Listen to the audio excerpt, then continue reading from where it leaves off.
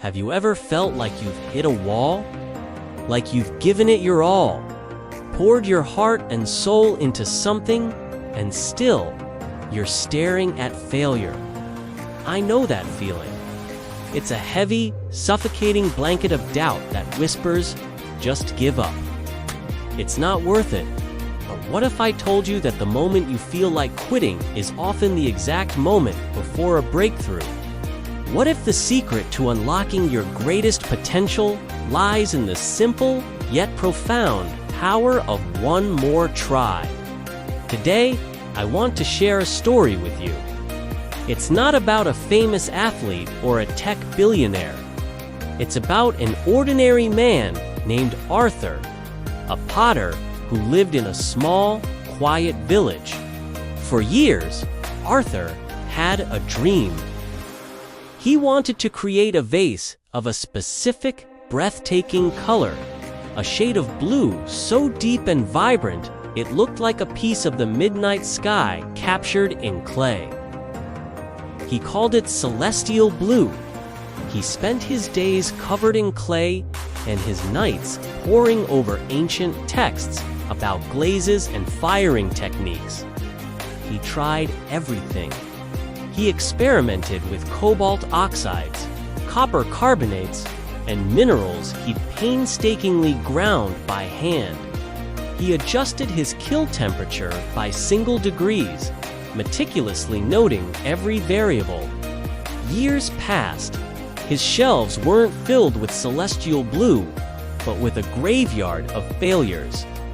Murky greens, dull grays, cracked browns. Hundreds of them. Each one was a testament to his effort, but also a monument to his disappointment. The other villagers started to whisper, "Poor Arthur," they'd say, chasing a fantasy. He should just stick to the simple pots that sell. His hands became calloused. His back ached, and his hope, once a roaring fire, had dwindled to a faint ember. One cold, rainy evening, after pulling another cracked, disappointingly brown vase from the cooled kiln, he finally broke. He slumped onto his workshop floor, the dust of 1,000 failures swirling around him. That's it, he whispered to the empty room. I'm done. Decided he would quit. The next morning, he'd smash all his failed attempts, sell his kiln, and just make simple, terracotta pots for the rest of his days. It was a sensible, logical decision. It was a surrender. That night, he slept a heavy, dreamless sleep, the weight of his decision pressing down on him. When he woke, the morning sun streamed through his dusty workshop window, illuminating one particular shard on the floor. It was from the vase he'd pulled out last night. In the daylight, he saw something he'd missed in the dim lamplight, a tiny speck, no bigger than a freckle, near the base of the shard. And it was blue. Not just any blue. It was perfect. It was the celestial blue from his dreams, shimmering with an impossible depth. His heart hammered against his ribs. It was just a tiny spot, an accident, a fluke, but it was there. It was real. The part of him that had surrendered last night began to argue with a tiny, stubborn voice that was suddenly wide awake. "It's a fluke," said the tired voice. "You'll never replicate it." But the other voice, the voice of one more try, whispered back, "But what if you can? You're closer now than you have ever been." He looked at his notes, his tired eyes scanning the page from the night before. He'd made a mistake. In his exhaustion, he'd accidentally added a pinch of ash from the fireplace into his glaze mixture. Something he'd never done, never even considered. Was that it? Could it be that simple? Every instinct told him to be cautious, that it was a long shot, that he was setting himself up for more heartbreak. But the sight of that tiny blue speck was too powerful.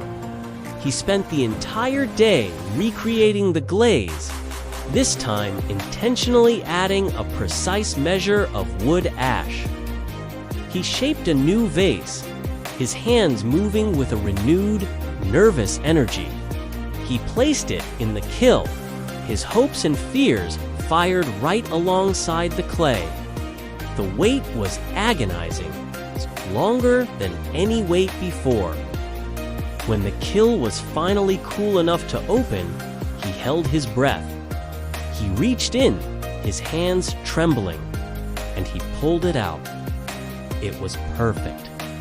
The vase glowed with a deep, mesmerizing blue, flecked with what looked like tiny, distant stars. It was more beautiful than he had ever imagined. He held it up to the light, tears streaming down his face, not of sadness or frustration, but of pure, overwhelming joy. He hadn't just created a color. He had brought a dream to life. Arthur's story isn't really about pottery or a specific color. It's a story about resilience. It's about that critical moment when everything in you screams stop, but something deeper, something stronger, whispers one more time. Think about your own life. That project you abandoned, that skill you gave up on learning, that relationship you walked away from. What if you were just one attempt away from your own celestial blue? What if your biggest failure was just a lesson in disguise, hiding the one missing ingredient you needed for success? Success is rarely a straight line. It's a messy, winding path filled with detours, setbacks, and moments of crushing doubt. The people who make it to their destination aren't the ones who never fail. They're the ones who refuse to let failure be the final chapter. They're the ones who find the courage to get up, dust themselves off, and say, okay, one more try. So, whatever it is you're facing right now, whatever wall you feel like you're up against, I want you to remember Arthur and his tiny speck of blue. Look closely at your failures.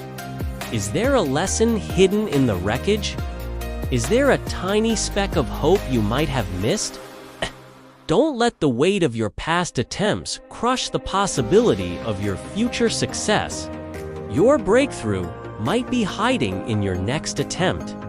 Your greatest victory might be born from your most painful defeat.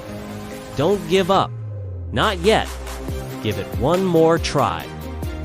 For yourself, for your dream, you are closer than you think.